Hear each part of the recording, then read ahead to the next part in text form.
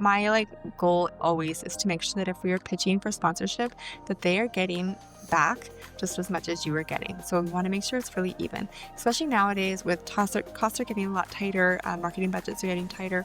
We really want to make sure that we're saying, okay, this is what I will give you, and in return, you give me this. We need to make it clear so that everybody knows what's expected of them, but also it's mutually beneficial. That's really, really important.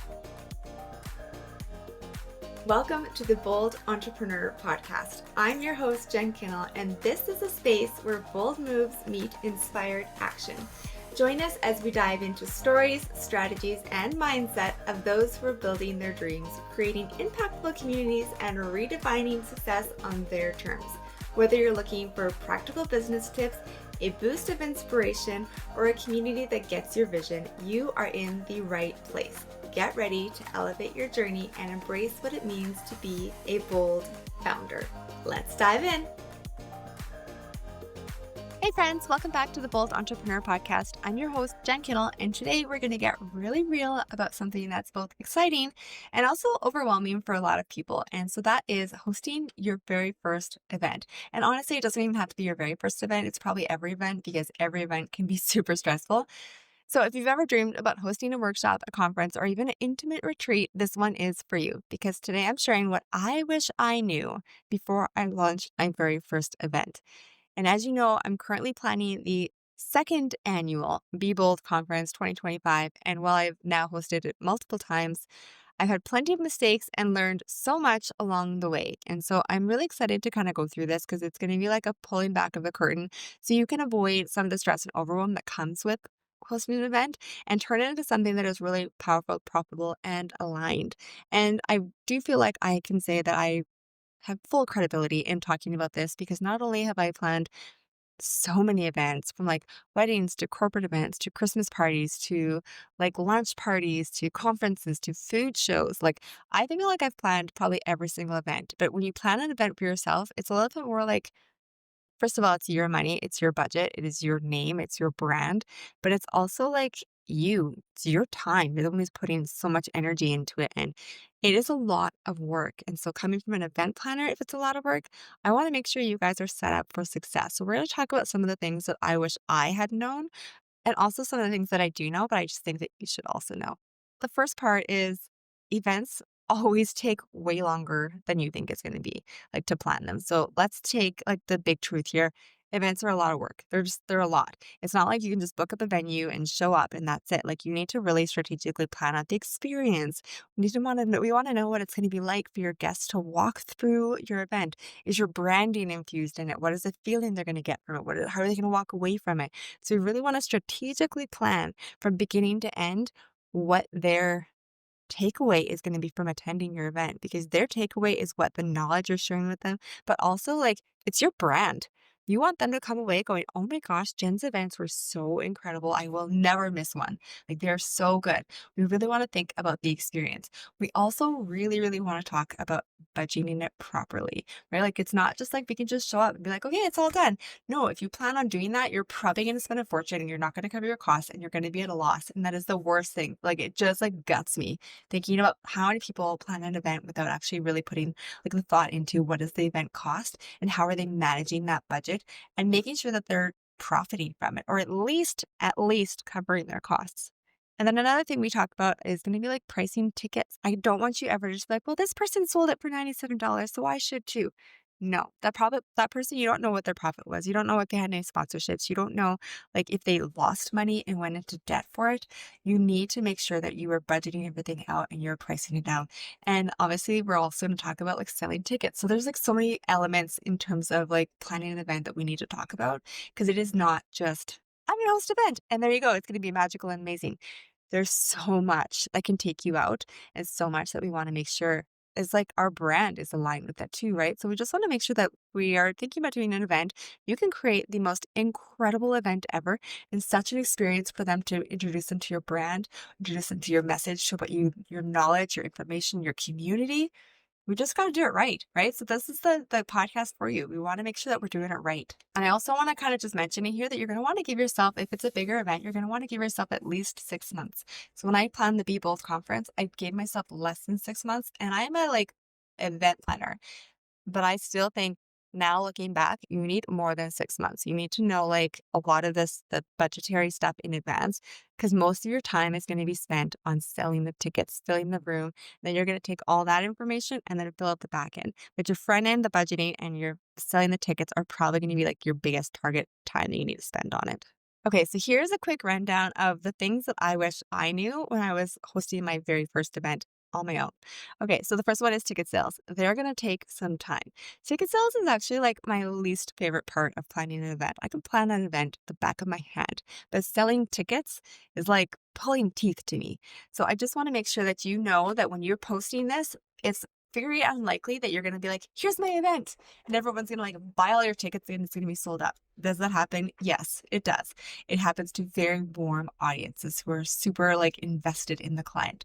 And so you may be that person, but you may have like your invested clients who are customers and audience who buy immediately, but then there's room for people who don't know you. And those people need the nurturing. They need the lead up, which is why we need to make sure we have a lot of time for our audience to like think about this. Okay, is this an event I want to go to? When's the date? Let me check my calendar. Let's see who's going to go with me. Like the people don't just buy immediately anymore. They need to be told multiple different reasons why they should attend. So plan to like really give yourself some time to sell tickets because we need to have them like really thinking about it.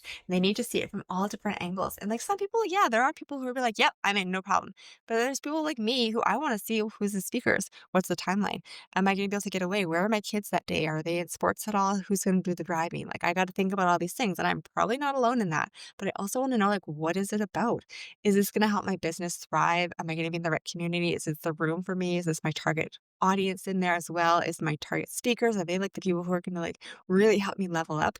We really want to think about our business from multiple angles. And that is exactly what your target audience is thinking when they're seeing you talk about this, right? We want to make sure that we're starting early so they can start thinking, okay, yeah, this is for me.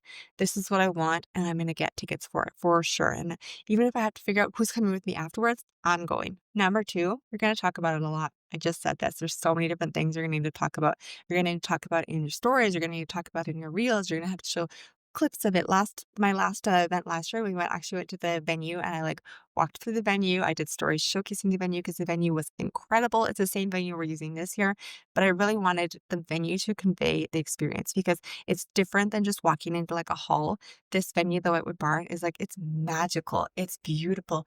Every single detail is taken care of. And that is part of like my brand. I wanted that to be infused throughout the whole event. So when you come in there, it's just like, this is the place you are going to learn from. This is the place where magic is going to happen, where growth is going to happen, where you are going to be surrounded by other women in business who are just like doing the thing.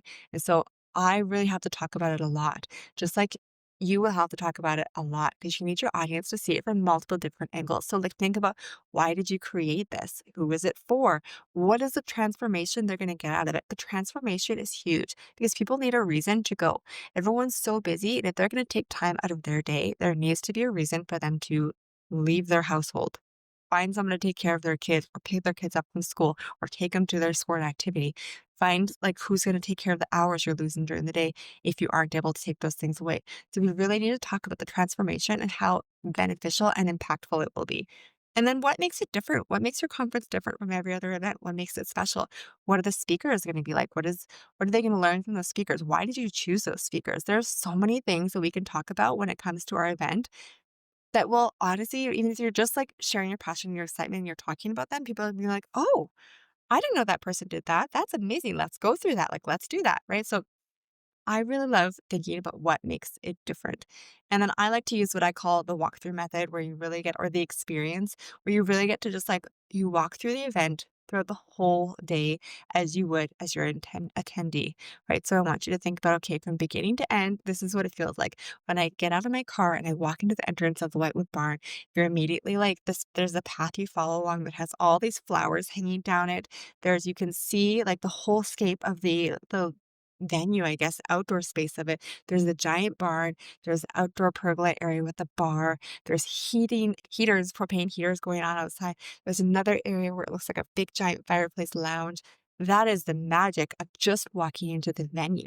Never mind the fact that as soon as you walk in, I'm going to say, hey, would you like a mimosa mocktail? We've got different kinds here. You can actually add orange juice, you can add raspberry juice, you can add whatever you want for your juice. We've got multiple different kinds, and then we add different kinds of bubbly to it, and you can also add your fruit to it. So we're making it like extra special, just like in the very first seconds. And so that we walk through that, like that experience the whole way through from beginning to end. So what does it feel like at lunchtime? What does it feel like when they have the speakers speaking? Is there anything magical happening while they're sitting at their seats that they get to like take home with them? What does the evening VIP session look like? We want to make sure that we think about every single thing about that. And if we think about it, it really helps us create more attention to detail in terms of every single aspect of the event. One, it helps you like checklist what your event's going to feel like, what you need to do to like make that event happen. But also, how can you market that? How can you share that experience?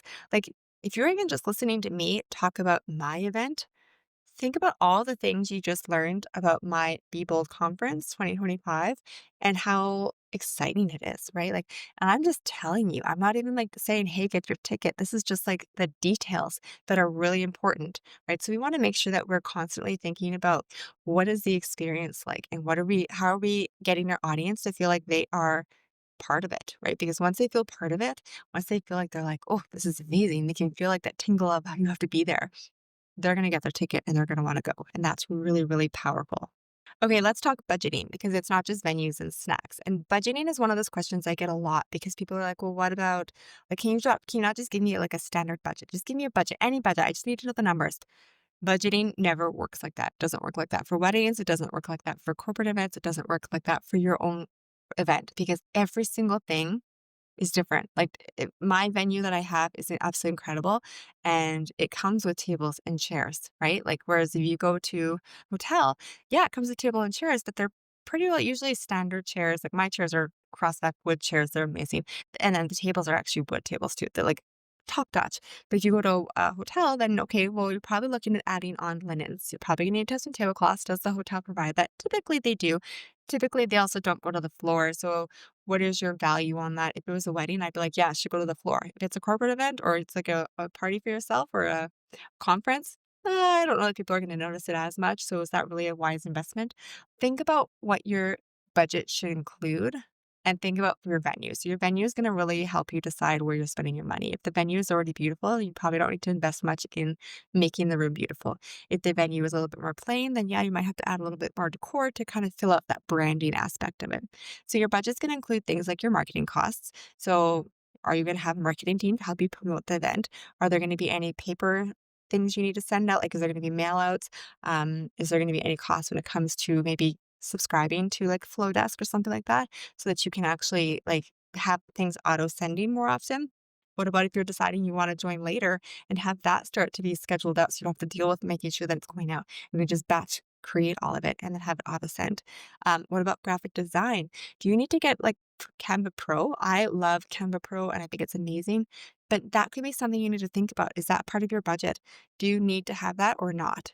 Right. And then also your time. How much time are you putting into this? Because every time we take time away for ourselves, our businesses, and ourselves, we are investing in our event planning portion of our business, but that's still time away from your business, or that's still taking time from your home time. So we need to kind of think about the budgeting of that. And there's also like a whole other aspect of like, okay, we've got guest speakers. Are they going to charge you for the guest speaking? What does it cost for the charge? Is there going to be a panel? What about swag? Everybody loves getting like a little gift bag of something special. And I love doing that. I feel like gifting is my love language. So really important to me to do that. Is there any AV equipment? AV equipment can be so expensive. Um, so definitely if you're doing it in a hotel, you're gonna want to talk to their AV staff and figure out what the cost of that is gonna be. Maybe you can loop around that and not use their AV staff and bring in your own DJ. I like doing that too because the DJ can manage the sound and they can usually bring in projectors and stuff like that if you want them. I mean, I don't typically use projectors or anything like that for my conferences, so it's totally up to you what you want, but think about that sort of thing. What about platforms that you're going to need? Like I said, if there's later, we could also talk about using like Eventbrite. I just want you to think about all the things, and you can even go onto Pinterest and be like, okay, what does a typical event budget look like? And it'll give you ideas, right? And if you take that like walkthrough that we did, the experience walkthrough from beginning to end, use that as your checklist. You're walking through those mimosa bars that I talked about, that mocktail mimosa bar. that should be in your budget, right? Like we need to talk about what is the cost of renting the glassware for it? What is the cost of the juice for it? What is the cost of the fruit for it? Does somebody need to be standing there handing it out? So then we need to actually also include a person who's going to help you with the event and manage it because it's very hard for you personally as the host to manage like the behind the scenes. So I definitely recommend having a team behind you to help you with that. So these are the things I really want you to think about when it comes to your budgeting. And that walkthrough experience will really help you go, okay, yeah. So like they come to the table, there's going to be a gift bag on the table. So the gift bag is going to have what in it? So you're going to have the cost of the bag, you're going to have the product that's in it. Is there going to be a little note, what maybe a ribbon or tissue paper? Like think about the things that are going to go into it on the table. Maybe there's a pen on the table that you want to include. Is there centerpiece? Is there linens on it? Maybe it's just straight with fabric. Like what does that cost? So walk through your whole event from beginning to end, and that will allow you to like price out what your budget's going to be. I just like that's my best thing ever is to just like use your budget as your checklist and use that walkthrough as your how you build your budget. Next thing you want to think about is like sponsorships and taking the time and the strategy. So if you're hoping to get like sponsors, I really recommend you start early because that'll also help you with your budgeting. So you know, okay, I have a sponsorship idea. I want to really want to bring a sponsor in.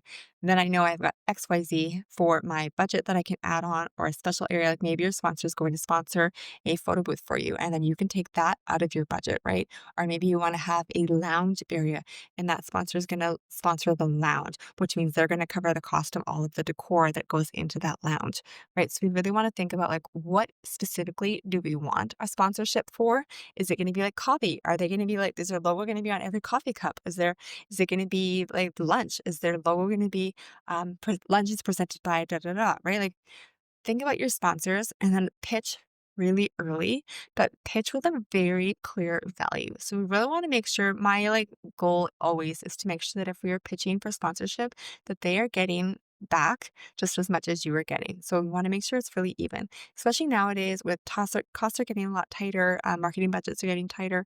We really want to make sure that we're saying, okay, this is what I will give you, and in return, you give me this. We need to make it clear so that everybody knows what's expected of them, but also like it's mutually beneficial. That's really, really important. So make sure you're pitching very clear what they're getting. Also show what you've done in previous events. It doesn't have to be like another people's conference like I did last year and this is what we did last year. That's great if you have that. But if that is your first event, say this is what I'm picturing. This is what we're gonna do. And you can show them like a I usually go into Canva and I'll like create this is what our mock-up of what the event is going to look like. So they can see my visual walkthrough of what the event is going to be like. And they can see, oh, we'll have this lounge area. That would be amazing, right? Like then they can see where their money's going. And that gives them a way easier chance of saying yes to something than if you're just saying, can you please sponsor? Right? We need to give them a reason to. And then create like a sponsor deck, like something you can give to them that's super easy that they could take to their management and they can all look at it and say, yep, nope, oh, we want this instead. It just is such a great way to really help your budget out, but also collaborate. When you collaborate, you're also like crossing audiences, and that really is helpful for everyone. Okay, we talked about this before, but choosing the right venue is really, really, really important. In terms of like beauty and decor aesthetics, like what does the venue look like? Do you have to spend more money to get it to where you want it to be? Is it already there and it just needs like a little bit of like your romancing and branding touch to make it a little bit better? We really want to think about like, okay, what is the vibe? Is the vibe there? What is the staff like? Because sometimes you will work with, you'll have this amazing place, and I'm not talking about the Whitewood Barn. I'm talking about past experience from previous places because the Whitewood Barn is like next level. But past places I've been to where they're not like super friendly, they're not helpful. They're like, "Oh, this will cost you this much. This will cost you this much. Oh, no one's going to be there." Or here you can have a phone number. We're charging you fees for this, but we're not actually on site. Like there's sometimes the venues can be crazy. So I really want you to make sure that the venue hits your vibe. You get such a positive feeling when you're talking to the people at the venue. They're there to help you. They're super excited. They've been in business for a long time. We really want to make sure that like that is top notch and already checked off. And then we're going to start thinking about, okay, what is your capacity? How many people can fit into that event? Do you need that amount of people? Do you want bigger? Do you want smaller? This is one of the things I talked about before and we'll talk about in the future is like, do we want it intimate or do we want larger? Like you got to really think about the capacity of how many people you want to have and then just only look at the venues that fit that capacity. There's no point in saying, I want 100 people and you start looking at venues that have only 50. That's not going to work for what you're dreaming up, right? And then look at the budget. So every venue has different pricing. Some venues will waive their room rental fees if you spend a certain amount of money, which means like in your lunches or dinners, that can help relieve the cost of the event rental fees. And you're going to do the food anyways. Some places don't provide any food at all, so you're just paying for the rental fee. Really look at the cost of things and if it's worth the dollar you're spending for it. And then another thing is location and convenience. So one of the things like the Whitewood Barn is further out. So in a sense, it's less convenient because it's not like central city. So anyone who's in St. Albert, it's quite a drive for them. However, the venue itself is incredible. I also plan my event beginning of October strategically because then I know there won't be any snow on the road. I don't want to go too far into November because the chances of there being snow on the road is higher, and I don't want anyone to be, like, worried about driving out there or just not come because they're worried about the weather. And so think about if your location is convenient or not. I know for, like, conferences that I've had straight downtown, downtown is great because they have like, it's great for everyone all over the city. Then you also have to think about parking, right? Like, what does parking look like for somebody who's coming and staying there? Is it gonna cost them a fortune for that? So just really think about the location and the convenience of it and how does that work with your event and your vibe. And then finally, overall brand feel. So does it fit with your brand? Like if your brand is very soft and flowy and maybe like the Fairmont is this beautiful luxury space for you to have. It's probably not going to make as much sense for you to go into some place that's a little bit more like punker, like rock kind of feeling vibe, if that makes sense. But yeah, so pick a space that really aligns with your brand. Intimate can be super powerful, so think about that too. It doesn't always have to be big, and then don't feel pressured to go big if it doesn't feel aligned. Like I told you, I was originally with the Be Bold conference. I was going to have this big, amazing event, and I just like decided, you know what, let's keep it small and intimate.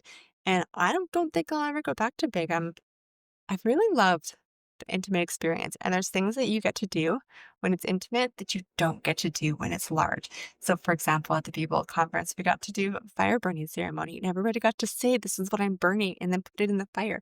If you had 100 people, that would take forever to do that. So it's just not feasible. But if you have a smaller group of people, you can do that, and everybody's already heard everybody's story because it's such a small group of people, and it was incredible. So think about those kind of things. All right.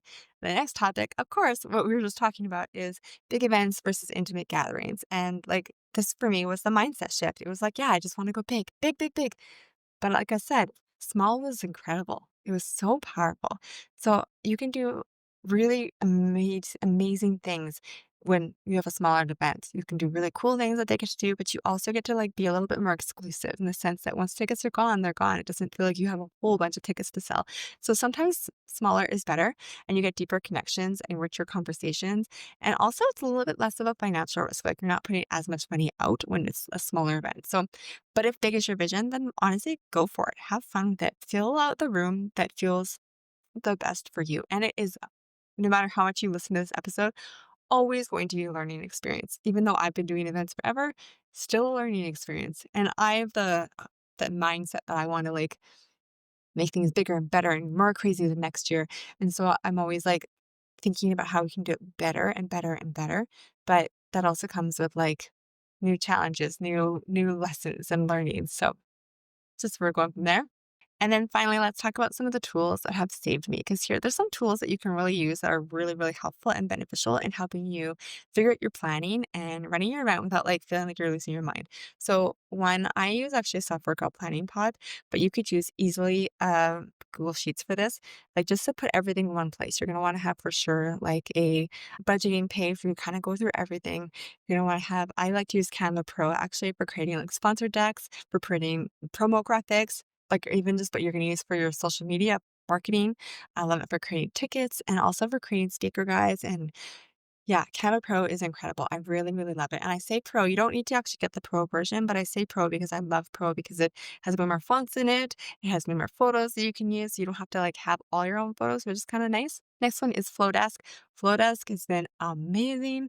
I spent the day and batch created, I don't know, 4 months of content, 4 months of emails that are like map them all out. This is what I want to talk about. We talked about like the different speakers that were coming, the venue. We talked about the transformation. We talked testimonials. Like I mapped everything out and then I auto scheduled it. So it has been going, I don't know, for a month and a half now, and it still is going to go right up until the event in October. So, so nice to like check that off my list and be like, those are always going on. I'm good.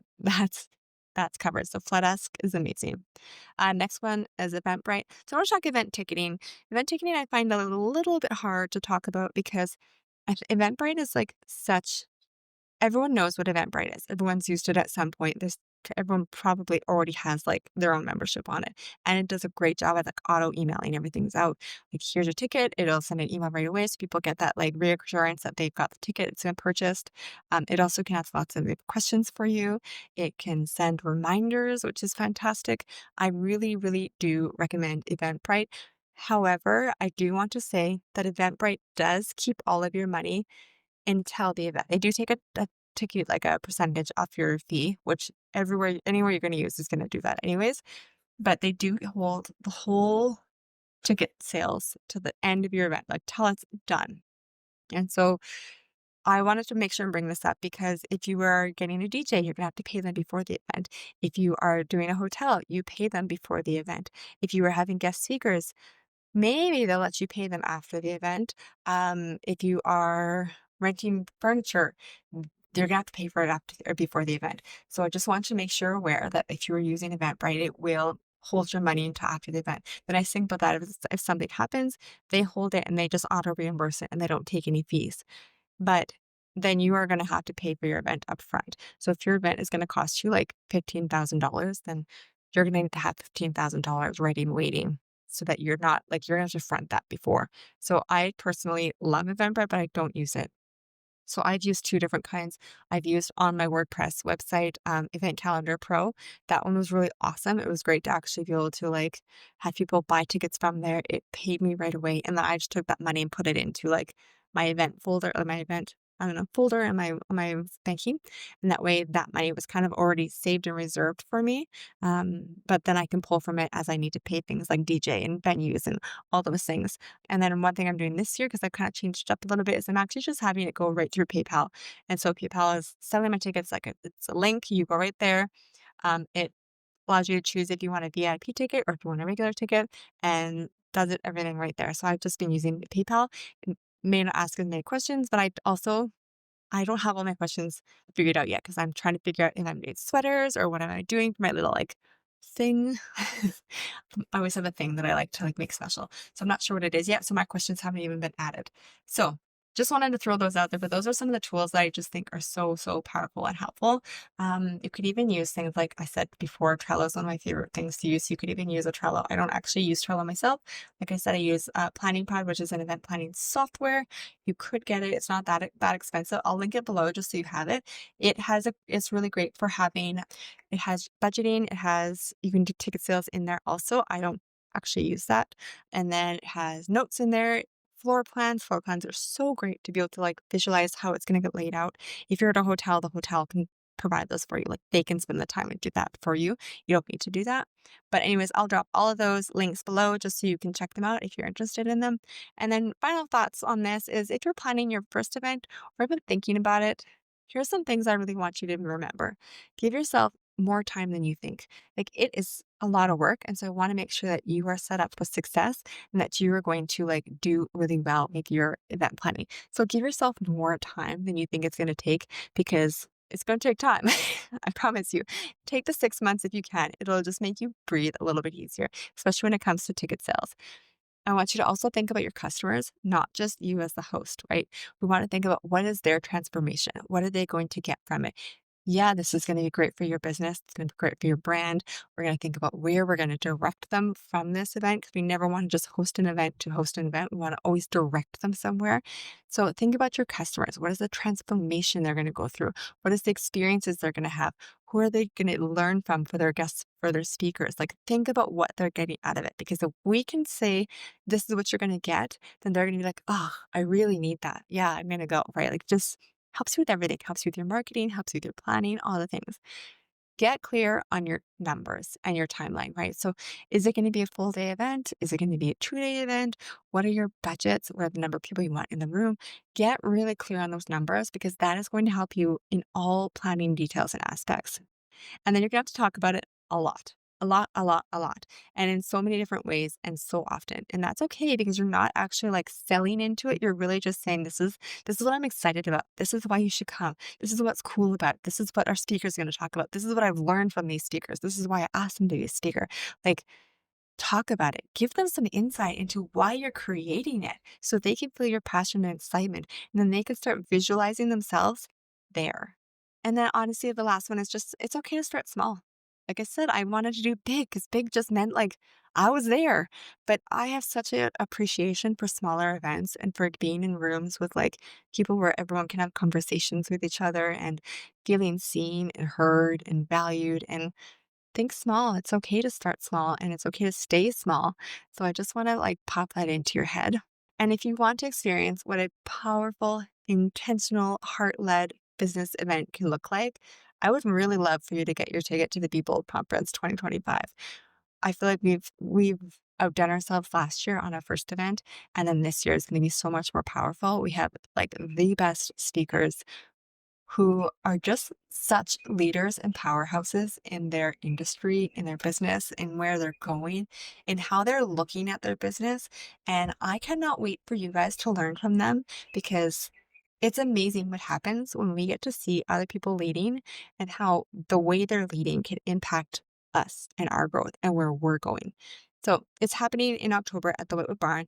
It is not just another business event. It's a full day experience that can help you tap into your boldest ideas, be around the right people, and leave with a strategy that like actually works and works specifically for you. So tickets are on sale. I would love to see you there. I will have the link in the show notes just below.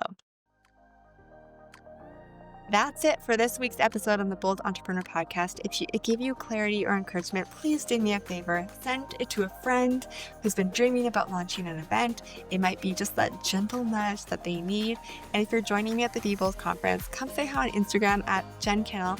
I would love to know you're coming and to say hi and to just like celebrate you. So until next time, keep boldly building.